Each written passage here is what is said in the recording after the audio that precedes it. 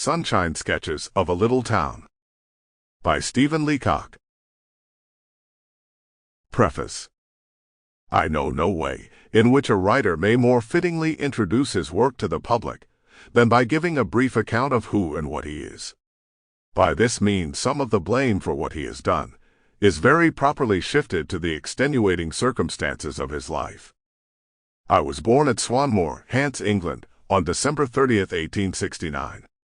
I am not aware that there was any particular conjunction of the planets at the time, but should think it extremely likely.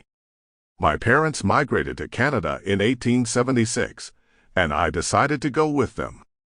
My father took up a farm near Lake Simcoe, in Ontario.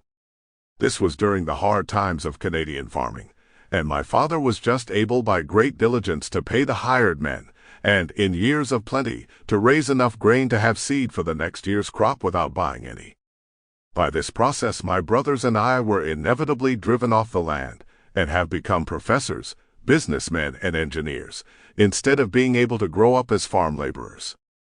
Yet I saw enough of farming to speak exuberantly in political addresses of the joy of early rising and the deep sleep, both of body and intellect, that is induced by honest manual toil. I was educated at Upper Kenyatta College, Toronto, of which I was head boy in 1887. From there, I went to the University of Toronto, where I graduated in 1891. At the university, I spent my entire time in the acquisition of languages, living, dead, and half dead, and knew nothing of the outside world. In this diligent pursuit of words, I spent about 16 hours of each day. Very soon after graduation, I had forgotten the languages, and found myself intellectually bankrupt. In other words, I was what is called a distinguished graduate, and as such, I took to school teaching as the only trade I could find that need neither experience nor intellect.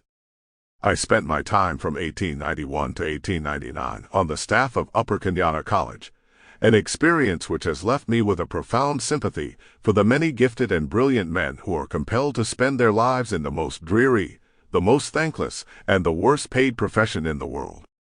I have noted that of my pupils, those who seemed the laziest and the least enamored of books are now rising to eminence at the bar, in business, and in public life. The really promising boys who took all the prizes are now able with difficulty to earn the wages of a clerk in a summer hotel or a deckhand on a canal boat.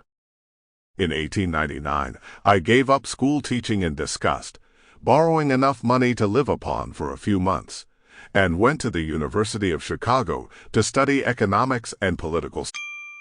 Sample complete. Ready to continue?